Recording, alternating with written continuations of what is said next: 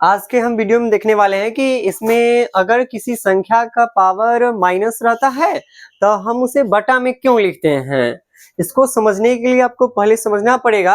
अगर हम इसे देखें तो ऐसा हो क्यों रहा है।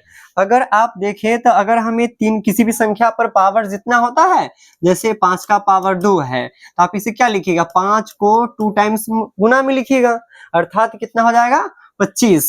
कितना आएगा, यह 25 आएगा। तो 5 के पावर 2 था तो इसे मल्टीप्लाई में लिखे 5 इंटू 5 लिखे तो यह 25 हुआ। यदि इसी तरह से अगर 2 के पावर 2 है तो इसे क्या लिखेंगे, 2 इंटू 2 क्या आएगा 4। अगर हम इसे देखे समझना चाहें तो अगर हम किसी संख्या जैसे 3 ही था तो 3 के पावर हम 4 दे दिए। अगर 3 के पावर 4 दिए तो इसे क्या लिखेंगे, 3 के पावर 4 को 3 इंटू 3 इंटू 3 इंटू 3 यानी इसे गुना में 3 बार, अर्थात इसे लिखेंगे 3 तिया 9, 9 3 27 तिया 81। कितना आता 81। यदि 3 के पावर 3 रहता तो क्या लिखते इसे, तो 3 के पावर 3 रहता तो इसे क्या लिखते 27। अगर 3 के पावर 2 रहता तो इसे क्या लिखते, इसे गुना में 2 बार लिखते हैं तो 3 के स्क्वायर क्या होता 9, ऐसे ही लिखते हैं। अगर इसे गौर से देखिएगा तो यह 81 है। 81 से पावर मतलब पावर 4 था तो 81 पावर 1 कम किए इधर, तो 3 से पावर 1 कम हुआ तो क्या हो गया, 3 से पावर 1 कम हुआ, 4 था पावर 1 कम किए 3। अगर इधर 81 है तो इस 81 से 27 लाने के लिए 81 में हम क्या करें, 3 से भाग, अगर भाग दे तो 27 चला आएगा।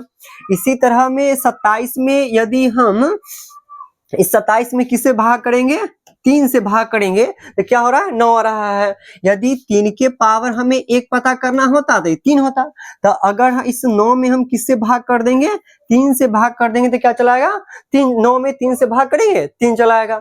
यदि 3 के पावर हमें 0, क्योंकि 1 माइनस करेंगे तो 0 आएगा, तो 3 के पावर 0 लाना होगा तो 3 में किससे भाग करेंगे, 3 से भाग करेंगे तो क्या चलाएगा 1 चलाएगा। इसी तरह से और पावर माइनस में आते हैं तो 3 के पावर क्या आता, 3 के पावर -1 आता।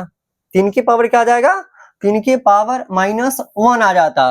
तो आगे जाते तो 3 के पावर -1 आता।